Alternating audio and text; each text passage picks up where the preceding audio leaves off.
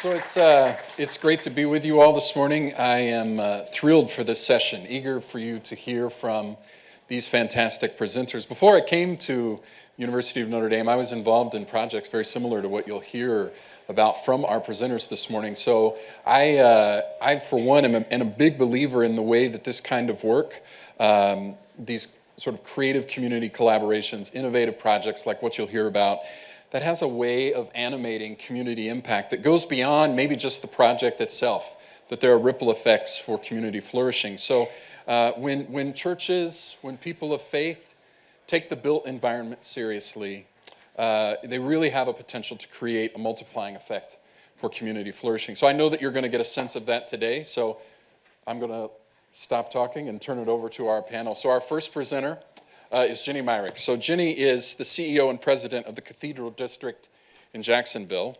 She's a longtime Florida resident, twice elected to the Jacksonville City Council. She's a decade-long record of success in economic development, urban renewal, and government relations. So immediately prior to assuming leadership of the Cathedral District project, Ginny served as president of Myrick Policy Group, a state and local government relations firm with a specialty in economic development.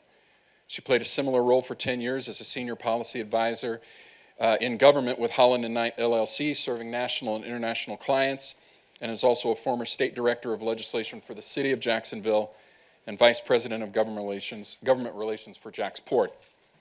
Ginny's also a devoted community trustee and advocate. She served on a number of nonprofit boards, including the Urban Land Institute of North Florida and Jack's Chamber, and is a founding member of the Women's Giving Alliance, as well as a founder and former chair of the IBM Sulzbacher Center for the Homeless. She's a former vice chair of the Florida Humanities Council and the Florida Communities Trust, and former chair of the Trust for Public Lands of North Florida, and treasurer of the Cathedral Arts Project. She knows of which she speaks. So we're really thrilled to have you here today. Let's all welcome Ginny Myrick. Thank you. Thank you very much.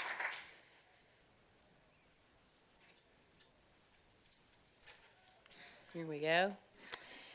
Let me tell you that I'm delighted to be here. I've never been to Notre Dame before, and this is a fabulous campus. We're staying in a fabulous hotel, and I said earlier that it's a shame that more universities in Jacksonville, where I'm from, don't understand the value of having a hotel like this on the campus. This all started, I'm the grassroots level of what we're talking about today, where it's implemented. It started, I'm an Episcopalian. I've been a member of St. John's Episcopal Cathedral in Jacksonville, Florida for over 30 years. So I did, served on the vestry, taught Sunday school a little bit, met with small groups. And this started when my priest, Dean Kate Moorhead, came to me and she said, "What is wrong with our neighborhood?" And she said, they teach how to fix this in seminary. And so I said, well, I've had a lot of experience doing this. Maybe we can talk about it. So we started to talk about it, and we talked about it for a long time. This is the Cathedral District. It's 36 blocks of downtown Jacksonville, which is in the northeast quadrant of downtown. And you have to understand Jacksonville is a very, very big city. It's the largest city in the United States landmass-wise, and we are cut in half downtown by the St. Johns River, which is the only river that flows north other than the Nile. So it's a very interesting downtown. The north bank of the downtown is where we're located in the Cathedral District. Somebody asked me last night, where did we get the name? It came off the city's GIS mapping system. We didn't make it up. But it's also the highest point in Jacksonville. And if you know anything about Florida, there's not too many high points. So the cathedral actually sits on what's called Billy Goat Hill. So everything from a topo standard, from the cathedral down on all four, north, south, east, and west, there's a 10-foot drop, which makes it also unique in Florida that you can put underground parking in place for everything that we're building.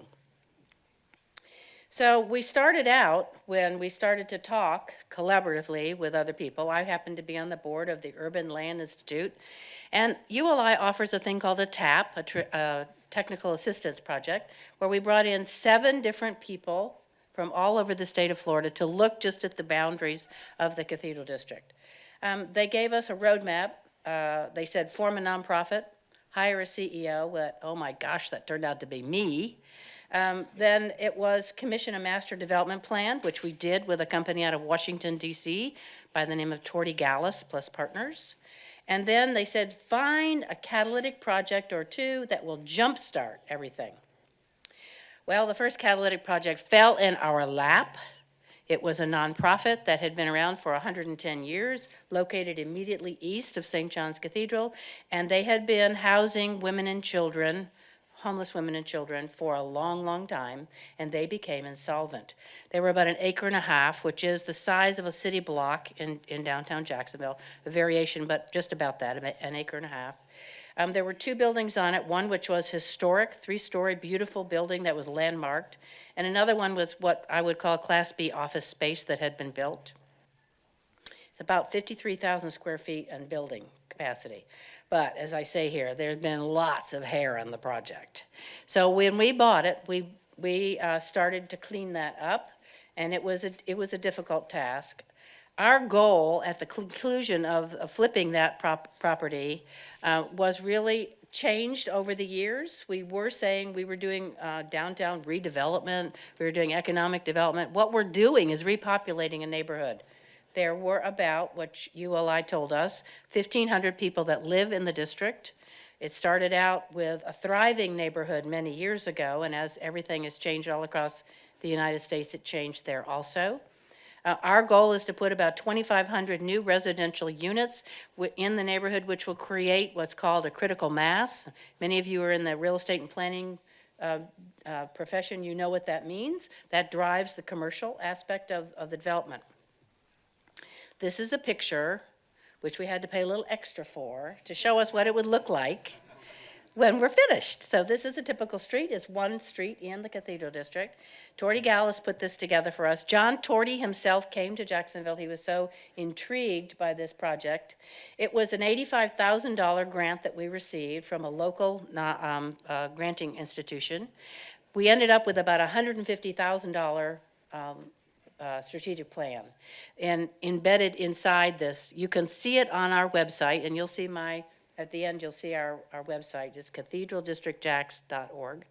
And planners will understand this. Most people, their eyes will glaze over when they start to read this kind of stuff. It talks about streetscape and where the residential goes and traffic and all kinds of stuff that a lot of people just don't pay attention to. They just assume that's part of a neighborhood. This is a typical example of one of the slides from Torty Gallus. This is the parking lots, which we discovered are in the district. 50% of the property were surface parking lots. Now, at first blush, you'd say, oh no, that's terrible. I say, oh yeah, that's great, because you can combine them. If you can get control of them, you have enough land mass under you to do residential. And that's what we're all about. So I want to talk about what's in there. What are our assets in the district?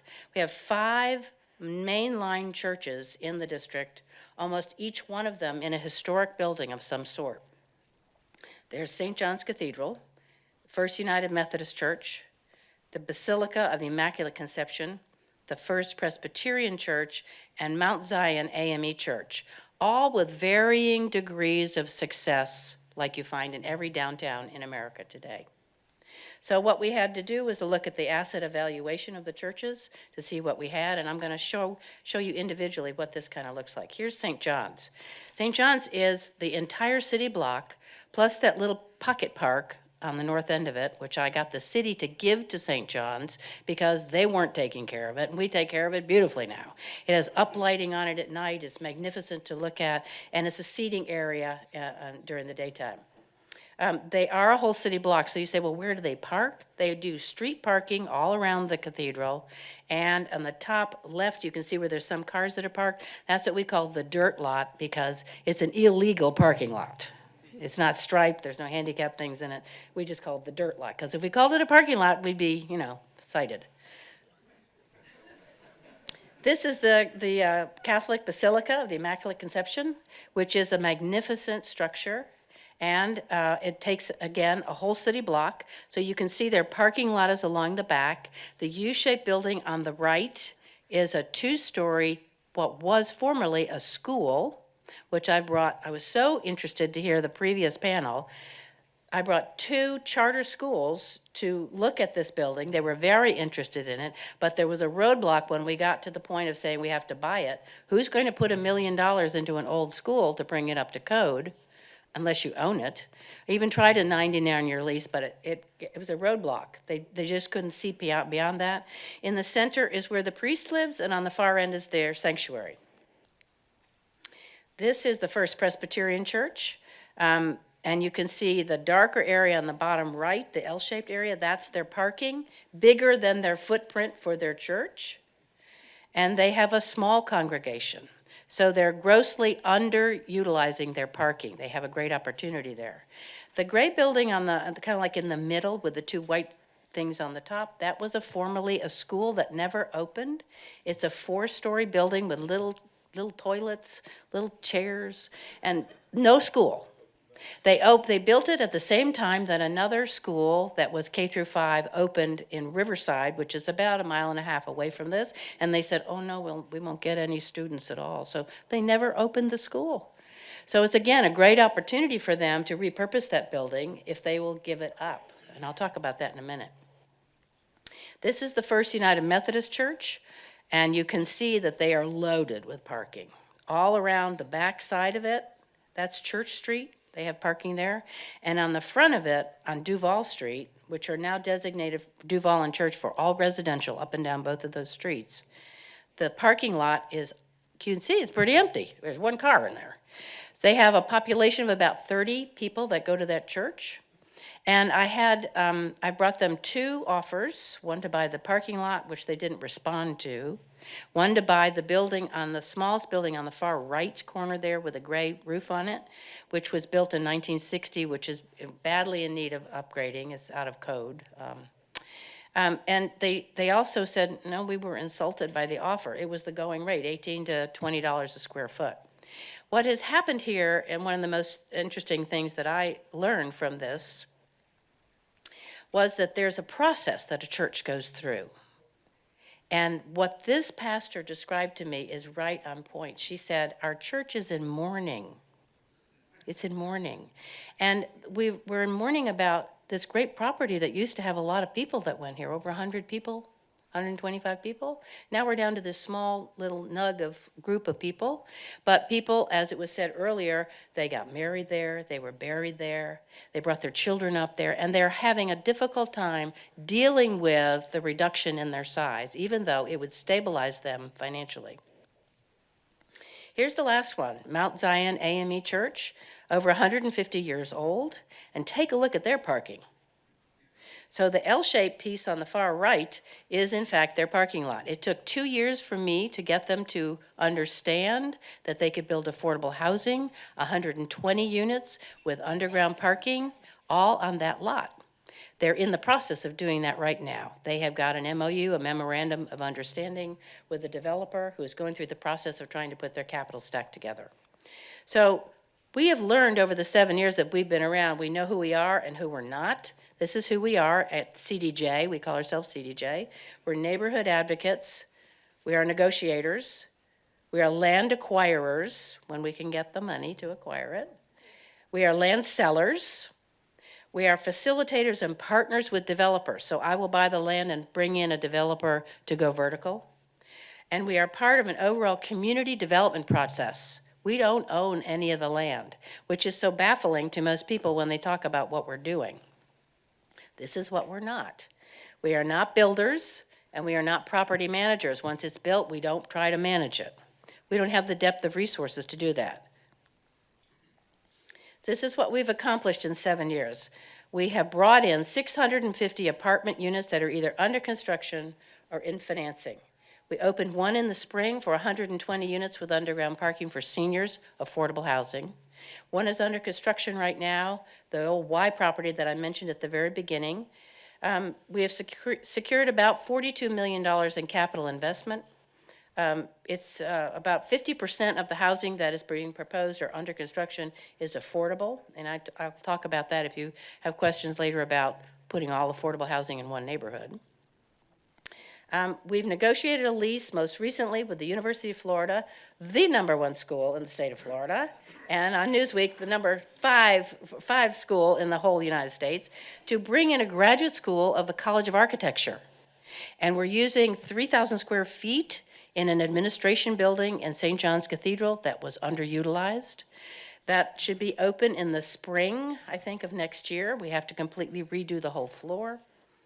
I have published a paper with Dean Kate about things what we're doing. Emory University asked us to do it, and then we've talked on webinars about what we're doing and how we're doing it. Most of all, how did we get this way? How are we successful? I have really made an effort to cultivate a relationship with the press, which is a big deal, and with government and residential supporters. So you have to bring in the stakeholders. But remember, we only had 1,500 people in a population, and over 600 of those 15 were living in 3 big high-rises that were HUD high-rises for seniors.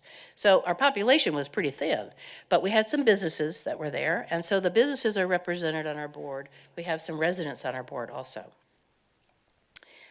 We are starting right now the acquisition of a 2-acre site, which will be a little bit bigger than the Y property, that is owned by the state, where we hope to put over 300 or 400 apartments on it, along with parking. And we've planted 50 trees. We're real proud of the 50 trees. The 50 trees came free from the city. The district itself has big sidewalks. They're all tree-lined, beautiful cities and city streets for walking and being neighborhood and creating a sense of place. It's natural to the neighborhood.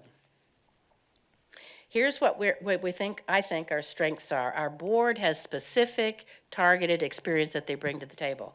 They're LIHTC bankers, which is low-income housing tax credit, bankers, architects, lawyers, construction managers, community residents, neighborhood leaders, investment bankers. So when I talk to them about the nitty-gritty details of what we're trying to do, they get it. I don't have to explain it to them. So some people say to us, what is the diversity of your board? We make a real effort to make the board diverse, but they're primarily on my matrix. I have a talent pool on the top, and I have their names on the left. And where I got a big 0 in there, I go out and try to recruit somebody to fill that. We have 19 members of our board. We are knowledgeable and we're very experienced, myself included, in government and how it works. You can't do this work without recognizing that the government is your partner. Your local government first and your state government second. We're very clear on our mission. We don't succumb to what I call mission creep. We started down that path. I had to get back in that lane, the right lane again. We're fact-based because we have ULI telling us what we should do, and Torty Gallus with a master plan. We're very strategic. We know where the residential should go, where the commercial should be, and most of all, I had to learn how to develop patience because this is a long haul. It does not happen fast. Can this be replicated? Yes, it can, and I've done it on a consulting basis with 2 other cities. You have to start with something like Dean Kate said to me, what is wrong with our neighborhood? You have to have somebody who's a visionary, and you've got to have some seed money. The plan has to be fact-based. You can say you want to develop a neighborhood, but if you just have somebody with a great idea who wants to put a Burger King here and a housing, that won't work. It just won't work. It has to be the highest and best land use. So you get that from bringing in some professionals to tell you how that works.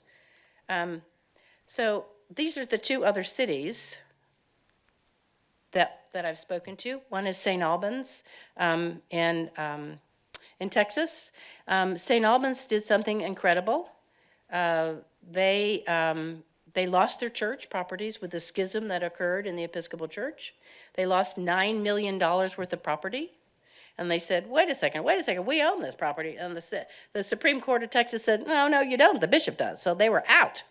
So they started a new church, and they started meeting for a couple of years in a theater in downtown Arlington, Texas, in a theater that they shared space. So they learned a lot in those few years that they were there about how to share space.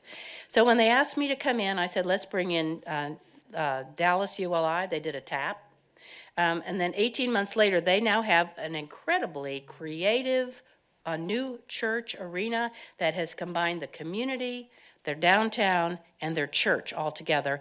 And it is a building that has multiple uses to it in the center, where there's going to be a church and an art museum that needed to grow and relocate, and surrounding it is affordable housing. So their capital stack, I can tell you, is got a capital stack like this, from here to here, because each one of those people that bring money to the table to do this project all have a set of lawyers that go with them, you know. They all have a set of entitlements that have to go through the local government, that kind of stuff. So it's a big project. They are a catalytic project for the complete change of Main Street in Arlington, Texas. Then I also worked for a short period of time with St. Columba in Washington, D.C. They had, and I'll just tell you real briefly, they had a problem. They thought they wanted to build affordable housing, and when I got in my Uber and went to their church, there were all these Black Lives Matter and flags in all the windows. And we got into the church and we got into talking about how they wanted to do this. They had a lot of capacity on their property. They really didn't want to build affordable housing on their site. They said, we all know we need affordable housing, but we want it to go over there or over there. So I said, I think we got a problem here. So they disbanded that group that was representative of their vestry and members of their parish, and they formed a new group with a new leader, and they're still working it all out. They were not on the same page within the church. So here's some of the lessons that we have learned. You have to understand the process and the intricacies of financing by government programs for affordable housing if you're going to build affordable housing. It's not like building regular housing. You have to manage the expectations. That's the biggest issue. You can't promise stuff that you can't deliver, and you can't say, we'll do it in a year. You have to have a longer view of it. And you have to secure initial funding to support a framework of qualified staff. I worked for the first 2 years for nothing. I left my very successful job, went to work heading this up. I had only been previously on boards, been presidents of boards. I didn't know what was the backside of running a nonprofit. I didn't know about the insurance, the directors and officers insurance. I didn't know about the strategic planning piece. You know, I presented at a strategic planning session, but I had to learn all of that. So I went out and adopted 2 nonprofit directors to help me. In the first budget I showed to one of them, she said, well, where's your insurance? I said, what insurance? She said, you won't get anybody on your board unless you've got D&O insurance. Okay, well, that's $6,000 right there. So we have to always dream big. We're talking about a lot of property here that we don't own, that I am hoping to get people to collaboratively talk about. The biggest issue, of course, is the churches, the 5 different denominations, all of which have different governance to them. So you have to engage them. They reluctantly come to the table to be engaged because they're all busy doing what's looking inside. They're not looking outside. And the point of what we're doing is to build a neighborhood, building a sense of place. And unless you see that you've got to work outside of your little church, outside of your cocoon, it doesn't work. You have to bring them along. You have to repeatedly bring them along and then talk about what is good for the neighborhood, what ultimately will be good for the growth of their parishioners. So that's hard. That's a hard sell. It's really hard, particularly when you start out having them all sign a letter that says, oh, we want to do this. This is a great idea. And then a year later, 4 of the 5 pastors are gone. They had to start all over again. So it's a process that does take a long time. So here's my website if you want to look at the master plan, some of you developers. And here's my email if you want to talk to me or you want to catch me later. Thanks.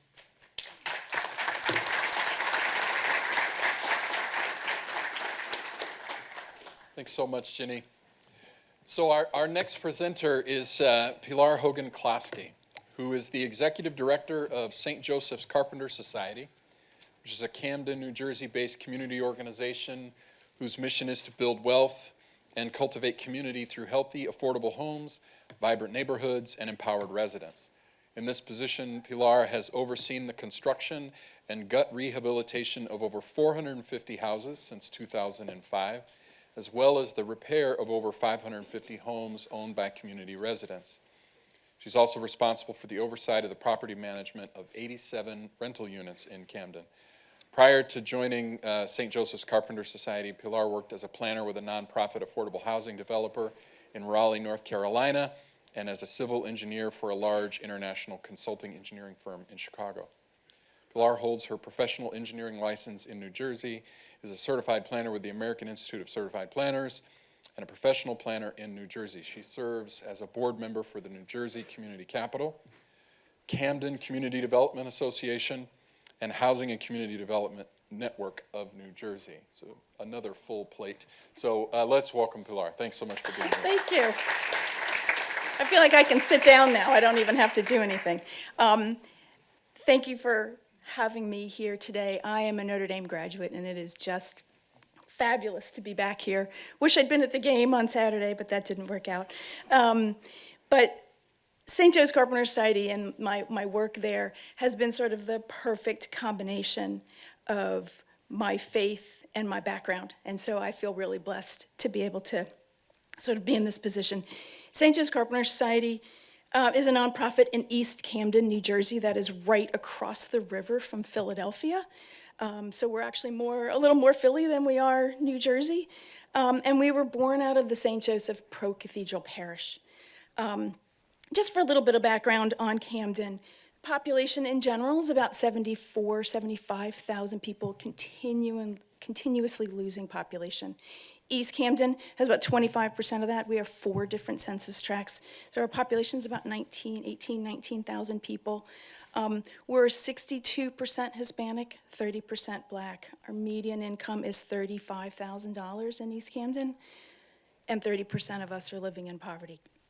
So it really sort of, when Ginny was talking about looking outside and sort of caring for community, this is sort of the vision that we have of church for our vision here in Camden. I'd like to share with you a video. I think this will just be a lot more concise than I could ever be. So hopefully this works. Welcome to East Camden, New Jersey. My name is Barry Moore, and I am a board member of St. Joseph Carpenter Society. The Carpenter Society was founded 38 years ago when a young priest was assigned to work in his childhood neighborhood. Father Bob McDermott saw that East Camden was no longer the vibrant community where he grew up. He looked out the window at dangerous and boarded houses while also being asked by young families for help in finding suitable housing. The first goal was engaging with residents, focusing on affordable housing and financial education. By reclaiming abandoned houses and filling them with capable homeowners, our neighborhood has started to change. The next generation is staying and buying homes and opening businesses. But Camden is still a city of great need, and our residents are taking the next step. In 2021, over 900 residents came to craft a vision for East Camden as a full-service neighborhood, a community they could call their own, invest in with pride, raise a family, shop, and play. The Carpenter Society is working with residents to create this opportunity. Our plan is simple but long-term, to build wealth. This wealth comes from owning a home, running a business, having a career, living in a neighborhood of possibilities and opportunities, making investment in themselves and in the community possible. Our plan is simple, the work is not. Join us. Welcome to East. Whoops, sorry. So tomorrow's Halloween. That makes today or tonight Mischief Night. 3 years before I arrived in Camden, 99 intentionally set fires raged throughout the city. The city was completely out of control. There was really nothing anyone felt that they could do. And the churches were the only institutions that people could trust. They were the only people left actually in the city, still investing in the city, still caring for families. And so when Father Bob arrived back at his parish and people started to sort of flood his office to say, you got to get me some help. What are we going to do? How are we going to change this? And all he could do was look across the street and see just rows and rows of vacant, burned out houses. And he started to say, what is it that we should be doing that could look different? Why do I have people looking for housing when I've got all of these perfectly good houses, albeit they needed a heck of a lot of work and still do, but just sort of sitting there. And so his response had sort of a 3-pronged approach. The first thing was that he felt he needed to address his own parish and the campus, because we had vacant buildings on our own campus there. The second thing was to sort of immediately sit down with our residents and find out what those true needs were. And the third one was really to focus in on housing. So let's just take a quick look at the parish campus. The parish campus had 2 convents, 1 vacant, 1 with a small group of sisters, and a school that was barely operating. So the first thing he did was immediately sort of launch into making sure that that school was going to be operational. And what went along with sort of enticing in not only teachers, but also families, was raising money to be able to provide scholarships for the kids to attend this school. The kids who were graduating from St. Joe's School, we have a 100% graduation rate and continuing on into high school. The Camden schools are somewhere about 46%. So huge difference in terms of what your future could look like as a young kid. The second thing was he went ahead and created a tuition program for the high school so that you weren't then, hey, great, you got 8 grades here, now where are you going? This way you can continue on into that Catholic education afterwards. The next thing was a vacant, I have here Romero Center, a vacant convent. This had sat vacant for years. He converted that into the Romero Center based on his sort of understanding and a little bit of walking in Oscar Romero's footsteps. It's a retreat center. High school students, college students come, spend a week, spend a weekend, whatever time they can, sort of go through an urban challenge and a plunge into the East Camden world.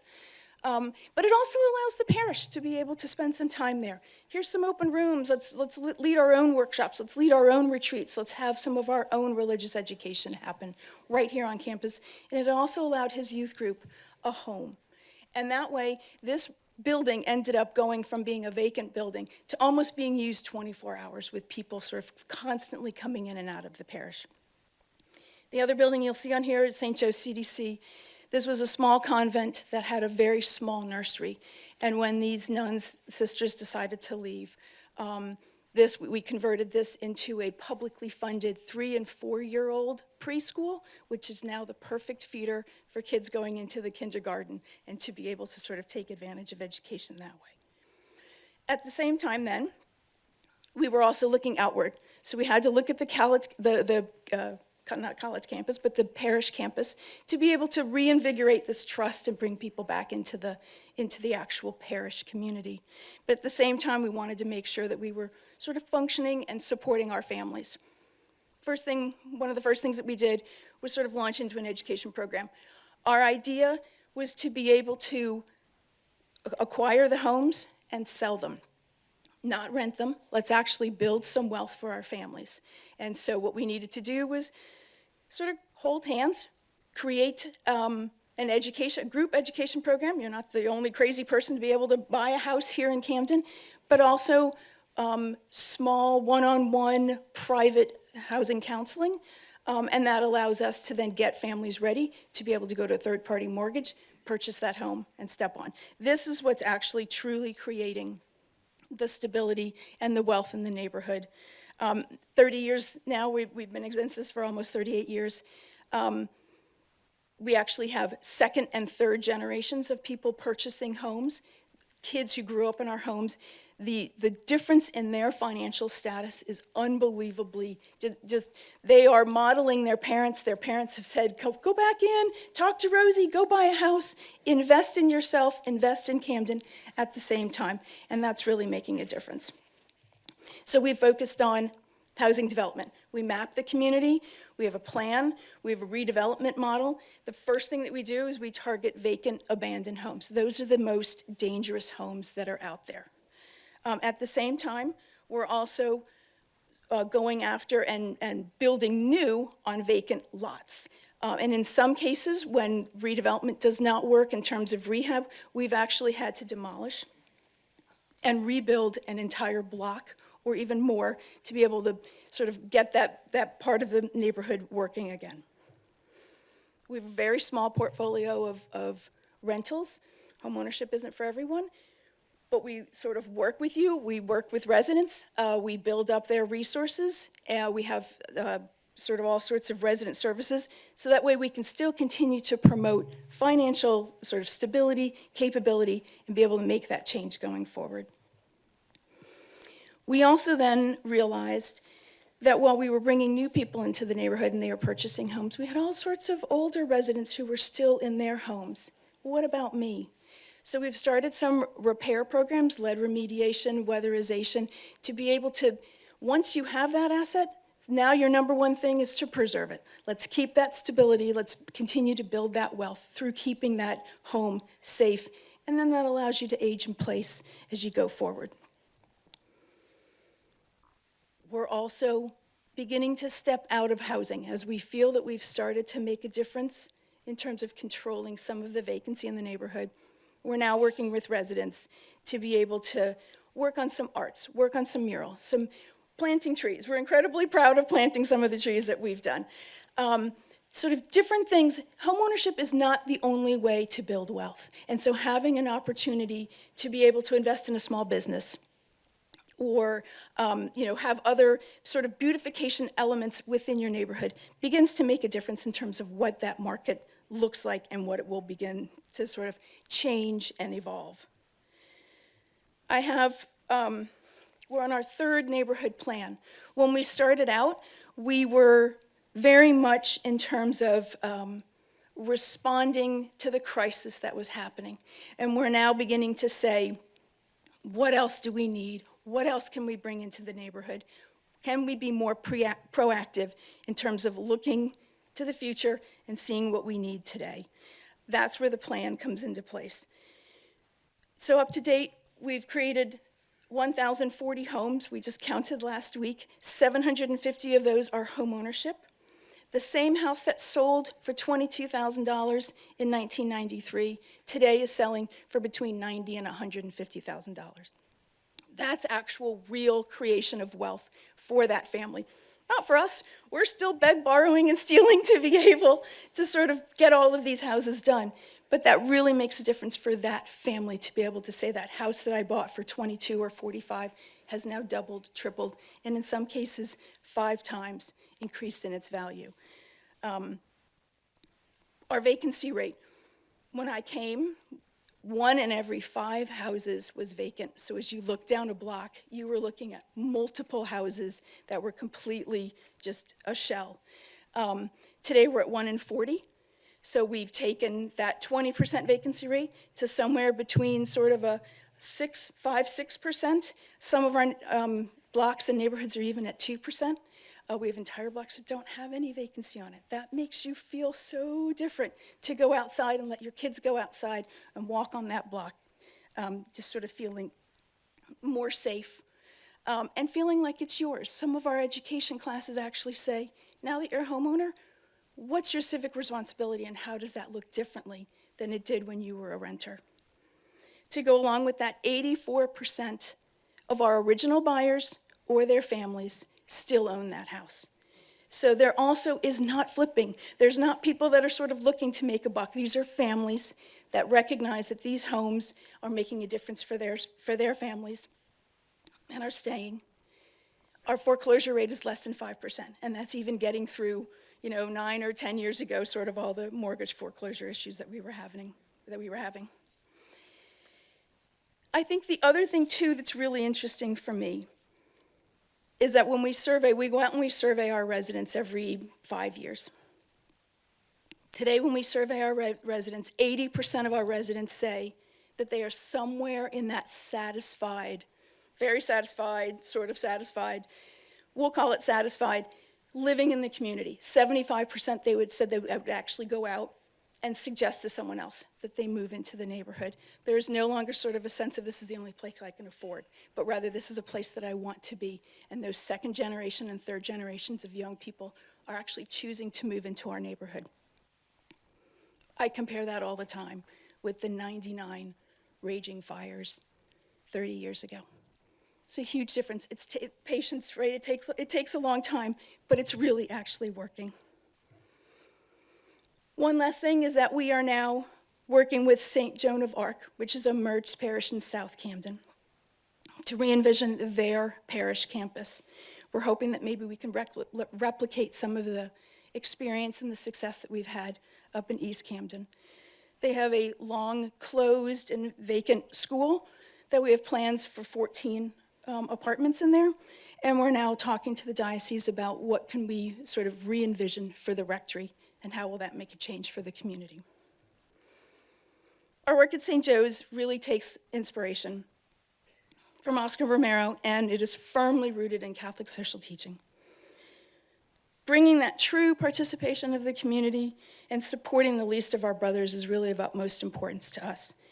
But I also personally take some inspiration from Notre Dame's motto, Vita Dulcedo Spes, our life, our sweetness, and our hope. So St. Joe's is absolutely committed to improving lives and to envisioning and bringing hope to our people, but there also always has to be that little bit of sweetness. Thank you.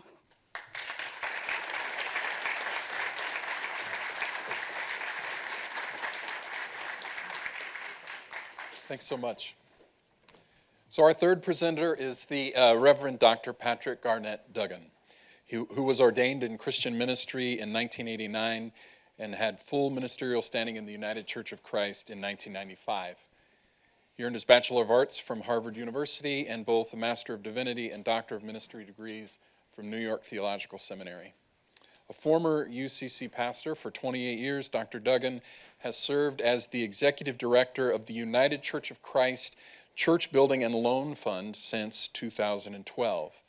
This was founded in 1853 as the first national church building society in the United States. The Church Building and Loan Fund has financed over 4,000 church real estate projects. The loan fund offers loans, capital campaigns, and consulting services for the acquisition and development of real estate owned by the United Church of Christ and other Christian churches in the United States. Dr. Duggan asserts that his passion for leading the Church Building and Loan Fund is rooted in his belief that he is on a mission to equip congregations to transform communities by deploying their assets to advance the gospel. He's a native New Yorker, a preacher, and transformational denominational executive. Dr. Duggan and his wife, Patricia, who's a retired school administrator, are the parents of 3 adult sons and proud grandparents of 2 girls and 2 boys. So let's welcome Dr. Duggan. Thanks so much for being here.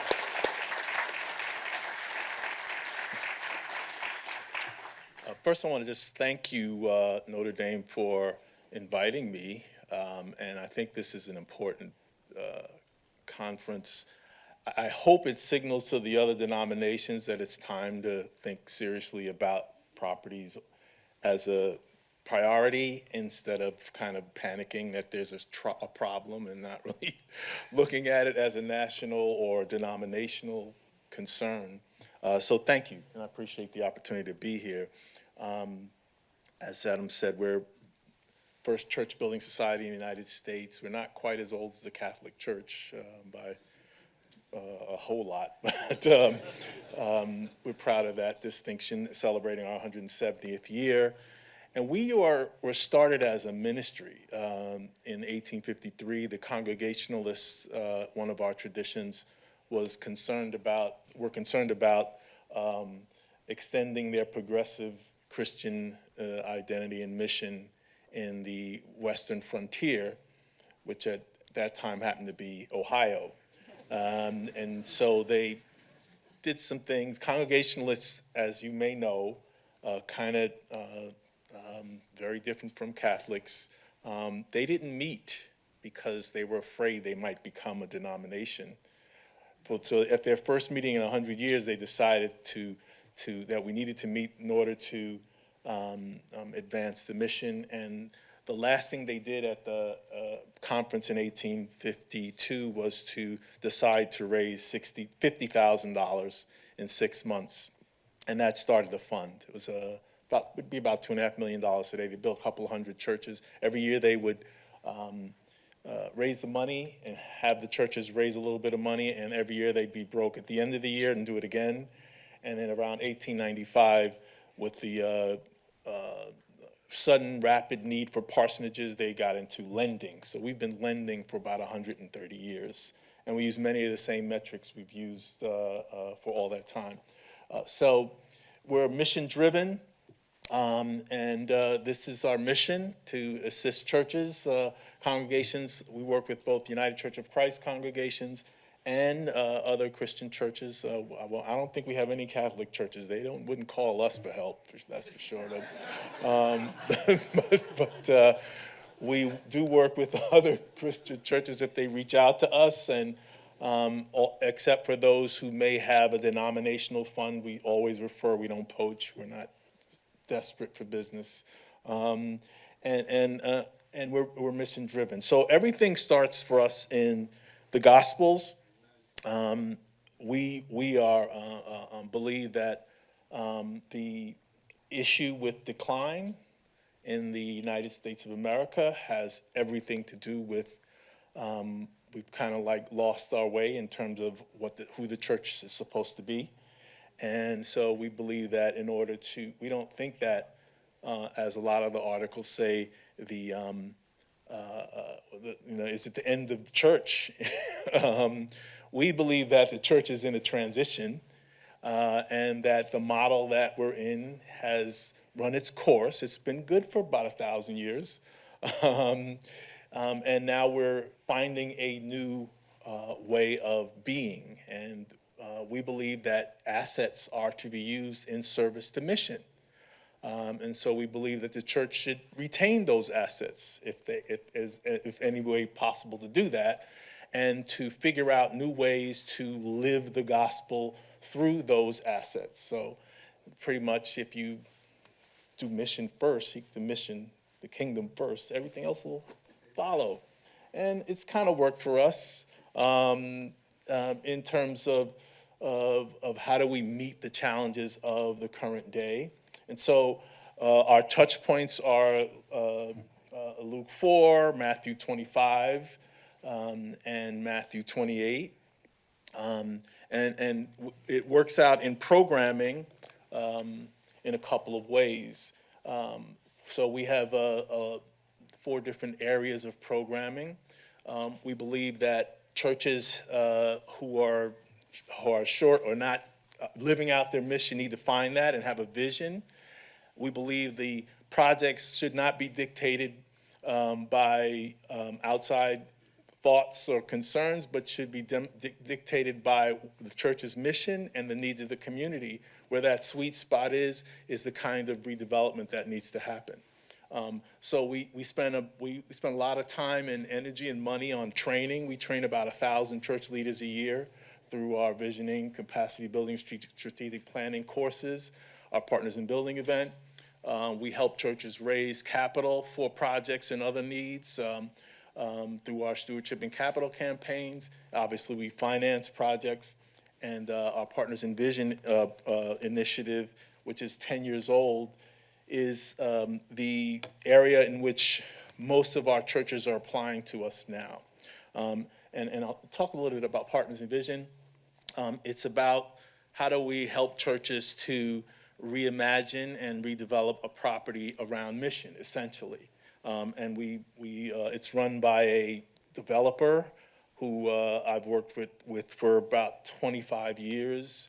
We retain, and they also a firm that has planning expertise, developer who built 2,000 units of housing in New York City. And through this program, we worked with churches from what we say concept to completion, in terms of figuring out what you want to do and what your mission and the community commands or needs, and then walking alongside through pre-development and development. We typically will help a church RFP a developer to get to the end. We don't develop ourselves, but we do provide some pre-development expertise, and we partner. My friend from Enterprise, David Bauer, is here. We partner with Enterprise in Washington, D.C., where we had some of our churches. We worked in this case with a conference. I guess it would be the closest similarity would be a diocese, but a conference sometimes is a state or several states. This conference is several states, and we work with a cohort of churches, and we had them go through Enterprise amazing training, and then we work with them on developing other projects. But that's one of the ways we work. And so we did our first impact report in 2021. We're working on the 2022, and we'll probably do a 2023 now. So these figures are as of 2020. Partners in Vision had touched a pretty sizable amount of property and finished two projects. That has gone up, obviously. At that point, we were in 11 states. We've now found out at the end of September, we've gotten applications from now 31 states for these transformative projects. We have this in a book. We can also in PDF form. We can send it to anybody that like it. And what we find is there's a lot of interest in affordable housing, especially from the development community. That, especially in the cities where there's very little land left, and a lot of churches kind of see affordable housing, kind of like the way churches saw everybody wanted to do daycare, even if there was a daycare down the street, wanted to do a daycare in our building. I think some of that today is happening around affordable housing. We can make money. And it is often an important demand in these cities. And so that's the biggest, as of 2020, I think it's still the biggest demand that churches are coming to us with. But we also, see mixed-use projects and other community projects. And so I just want to close with a couple of our projects, two that were completed and one that we just closed on the financing. This is the Village at West Jefferson in Louisville, Kentucky. This is a project that we've have in our documentary, which we would have loved to show you guys, but you guys weren't able to do that. It's a 30,000 square foot mixed use facility, a church that owns a city block in the city of Louisville, a $7.8 million project. This was the poorest neighborhood in Louisville. The church wanted to redevelop their church building. They own a city block 5 minutes from downtown. We helped work with them. We started working with them in 2013 when they applied for $1 million loan with a budget of less than $100,000. Obviously, you figure, that's not going to work. But when we looked at the church online, it's a good thing for Google Maps, saw that the church owned a property 5 minutes from downtown, a city block. We thought there was potential. And so we recommended they do a commercial retail facility on the corner of their site first, which the pastor hated at first and then fell in love with when we said to them, well, there's no restaurant, there's no bank, there's no health facility, there's no daycare facility in your neighborhood and hasn't been for 50 years. If you do these, you're going to create 100 jobs and provide services. This church was already serving 14,000 people a year, 14,000 people a month in all kinds of services, small church. So they went forward with the project. It's completed. It has mostly neighborhood residents, local folks as tenants. We specifically did not seek national chains because national chains aren't concerned about the community. We pre-leased and all of the tenants stayed in for 2 years before the project was built because of their commitment to the project. When we opened, we were 90% leased. It's now 100% leased. It went well. It's now sort of a vibrant center of the community. It went so well that the city gave them $2 million in grants for the phase 2, which is going to be the redevelopment of the church, in addition to adding additional space for the social services that the church provides. I mean, that's it. And this is an actual photo of the site. I'd welcome anyone to visit and love to share our documentary. On our website, we're making it possible that you can either screen it yourselves or have us come out and screen it for you. Genesis Worship Center is in the Bay Area in California, obviously. A non-denominational church in Oakland, non-denominational church that had a underutilized fellowship hall. That's the one on the right. A small site, it's just a 1/4 acre, 2-story site. And they wanted to build affordable housing because, as you know, in the Bay Area, it's probably, I don't know if it's the worst affordable housing crisis, but I think it's probably the most acute and visible in the country. I think it's the 3rd highest, something like that. So the cities in the Bay Area have made commitments to, they beg churches to do anything, build something. They've given grants for churches to do parking in their lots overnight. They want churches to try tiny houses, anything to help with the affordable housing. This church took that fellowship hall where the car is parked, which a 2-story fellowship hall, and turned it into 12 units, 2 persons a unit of affordable housing for returning citizens, folks coming out of the criminal justice system. The county gave them $5 million for services over the next several years. It's a $3.25 million project requiring no subsidy because it wasn't a rebuild or development. It was a major renovation of a 2-story building. And the funding from the state has taken care of rent for a while. So it's a great project out in the Bay Area. And just to show you some pictures. The last one just closed 2 weeks ago, Resurrected Life Church in Allentown, Pennsylvania. Some of you may have heard of the Liberty Bell Church in Allentown. It was in the paper. They actually gifted Resurrected Life that building because they were very intentional that they did not want in the center of downtown they wanted the project to be a mission-aligned development going forward. So they were very intentional about who they would invite to either sell or donate the building. They actually sold the building to Resurrected Life for $1. Resurrected Life has 2 schools, and they also do a Freedom School, which is a Children's Defense Fund summer program for college, African-American college students primarily. So they're at their main campus, which is in the 5 minutes from the Liberty Bell site, is in the poorest census tract in Allentown, in that county, where Pastor Greg Edwards decided to build. He decided to buy.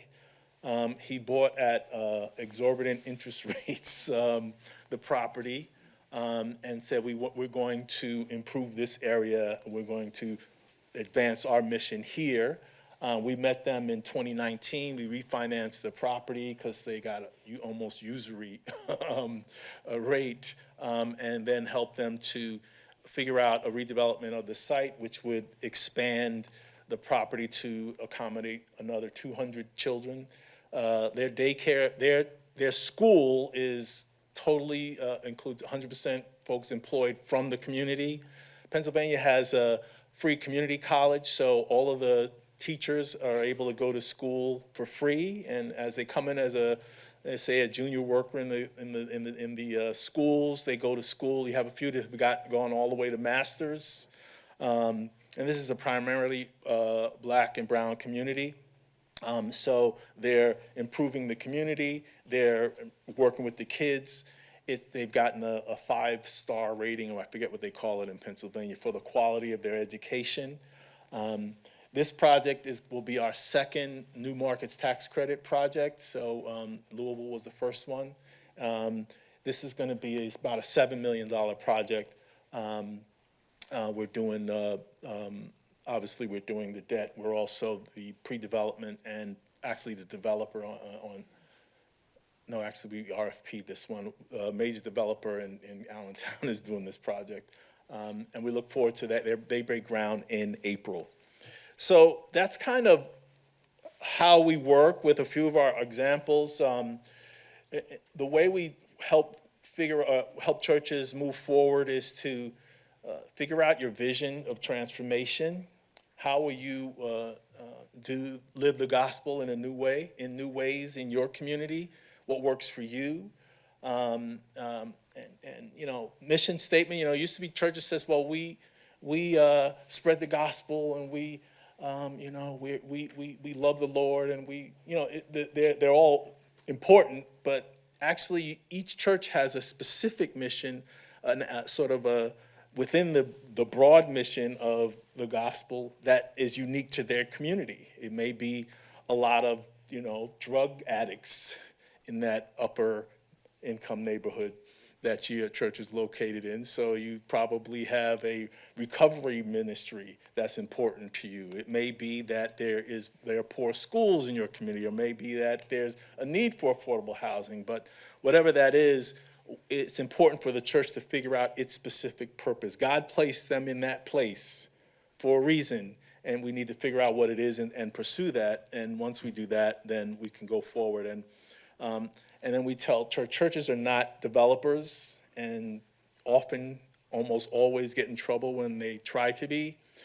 So we encourage churches not to try to develop or even go to a course for enterprise. What I like about that course, and the course, we're not trying to make people learn how to build. We want them to have the knowledge so when they go into a project, they know how to select the right partners. And I think that's important. So thank you very much.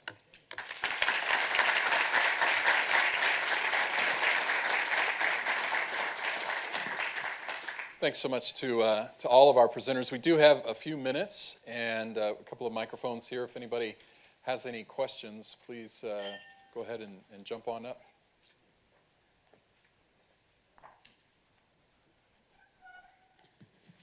Patrick, thank you for calling out one of the things that's close to my heart, which is the fact that housing isn't always the right answer.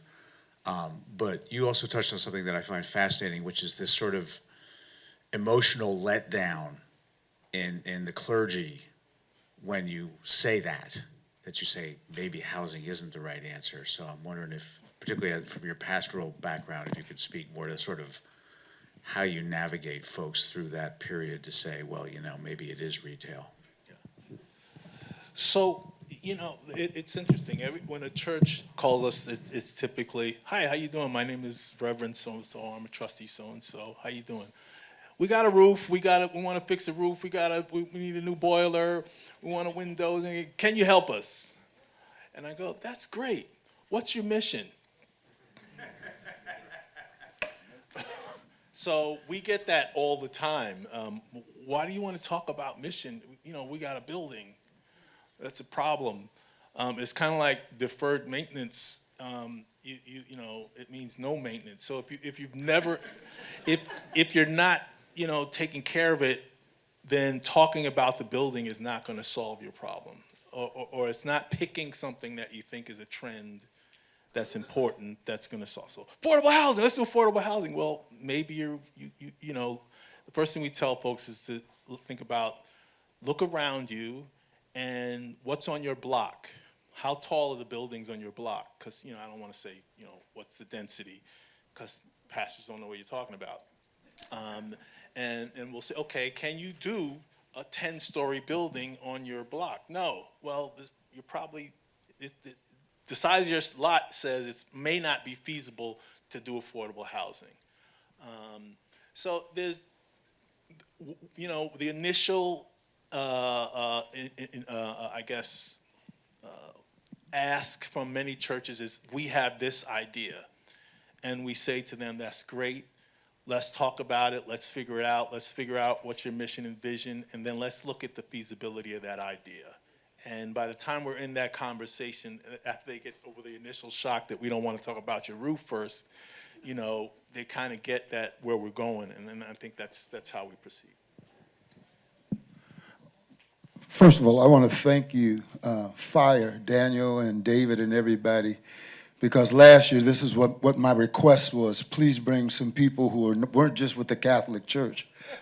First session was exciting to me because I really learned about church properties, but this second session is dear to my heart as a retired business person, a pastor, a mission. My mission field, I came to an indigenous community in South Bend, and the Lord told me to go to this and learn the culture of this indigenous tribe at Notre Dame. So I've been hanging out at Notre Dame at the architect school, Fire, the Mendoza school, and Keo. But today, I want to thank you in Jacksonville and in Camden, and I'm a part of UCC with Mr. Otis Moss at Trinity Chicago, where my family are members. And I just thank you because today, this is a side of what we're doing. South Bend is one of the major cities that's doing incremental development. And we're working with all the small developers and small folks coming together. And we're partnering with Pat Matthews and Irish Realty. And we encourage churches to get out. They don't know. They don't have a clue. You're absolutely right. But the first step is to get out and participate. And I thank you for laying out all of these guidelines and examples. And I encourage you to, if there's a way we can take some of your presentations and pass them out to some of the churches here, I will share them as a part of my mission to make disciples and build the kingdom. Because if anybody's mission is other than that, then they need to get in a different business.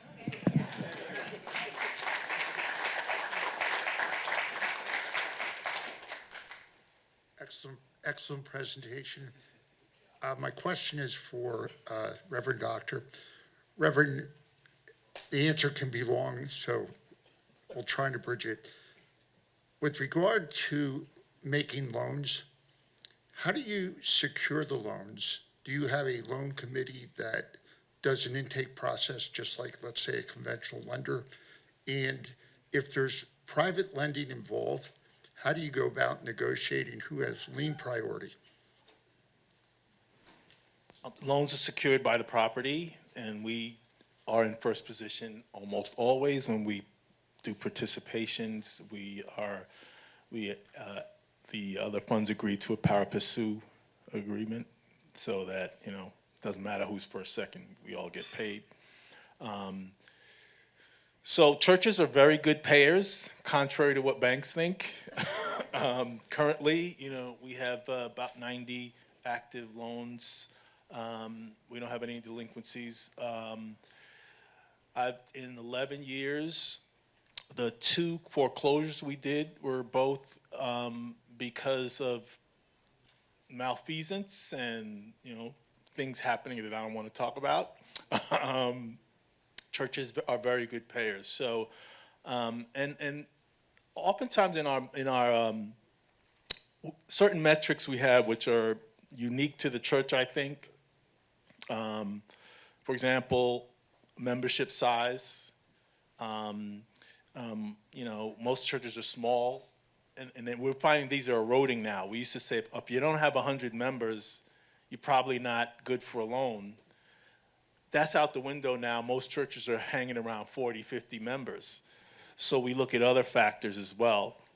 Your revenue. Obviously, we look at the financials.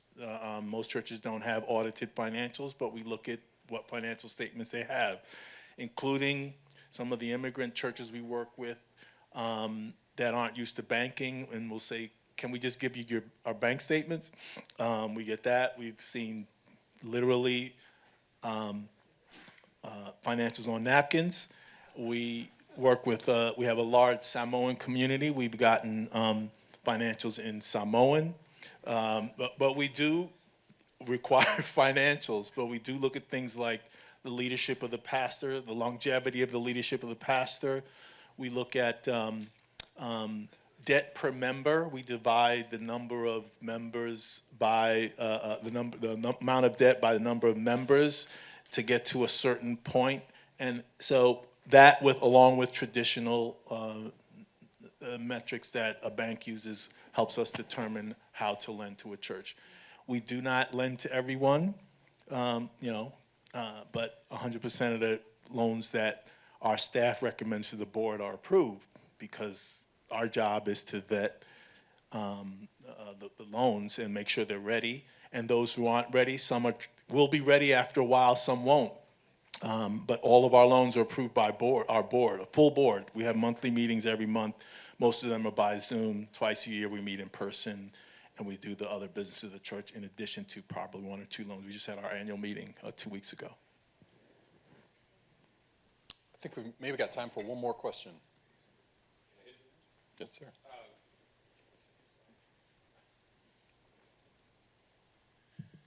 David Bowers from Enterprise and based in Washington, D.C. Thanks to Notre Dame for doing this conference. This is tremendous. And thanks, Dr. Duggan, for even the shout outs. The panel presentations, really appreciated. Any of the panelists, this question's directed you kind of two angles as we continue to try to nurture this movement around the country. And it's exciting to see how it has grown. Curious if you all have found any messages that have resonated to get local government buy-in. I was thinking about your presentation about Florida, I had kind of local and state. So particularly getting local government buy-in, if you found any messages, framing that has been particularly effective with that, and what has that translated into dollars, land, et cetera. But also, have any of you all had any resonance with getting denominational buy-in, whether at a regional kind of diocese level, if you would, or at a national level, to encourage church leadership to say, we really ought to think about how to get into this game as part of what we do? Yes. Yes and yes. We were able to acquire our first project with the old YWCA property, the acre and a half, by using the Episcopal Church Building Fund. And they came to us. I think it was a God thing. I was wrenching my hands over how I'm going to buy this property when we went to the presentation about what is for sale. And Dean Kate sat next to me and she said, we should buy this. And I said, with what? You know, we didn't have any money. We were just a little lonely nonprofit. The next day, I got a call that said, I'm sitting across the table from somebody who has been sent to us by ECBF and they're looking for projects. I said, stop, send her to me immediately. I talked to her so long that I actually talked to her in the cab all the way to the airport. They ended up funding us. They gave us a line of credit up to $850,000. We only used $631 of it. We bought by debt only. Then it took 24 months to clear up all the hair that was on the project, like loans that were in default and Lura's land use restrictions that said you can't do this and you can't do this. Passed 3 bills through city council. And then we sold it for appraised value, which was $1.2 million. So the delta between what we bought the Y property for, debt only, and sold it for appraised value has been our operational funding for the last 5 or 6 years. So that is number one. We looked for somebody just like UCC to help us. Now, there were a lot of, that was our initial project. I'm looking for other funders now for this next big project that we're about to do. But the other thing is the inability really of a lot of churches to think outside of just inside. So there's another trend also, and that's the affordable housing problem in America today. So you tend to say, oh, let's just put affordable housing on this. But this is a great project for just affordable housing. You can overload a neighborhood. If you're thinking about building a sense of place in a neighborhood, you can overload a neighborhood with affordable housing. It has to be a balance of mixed income. But affordable housing is where the money is from government. In the state of Florida, last year, the legislature passed a $710 million additional funding for affordable housing, in addition to the Florida Finance Corporation, which uses all the dock stamps, millions and millions of dollars that are put into affordable housing in different categories, for seniors, for families, etc. So you can get off your mark like this if you're chasing the money. You've got to remember what your focus is, and the focus has got to be a healthy neighborhood that has mixed income in it. And you have to get the churches to think about what their contribution to that healthy neighborhood is.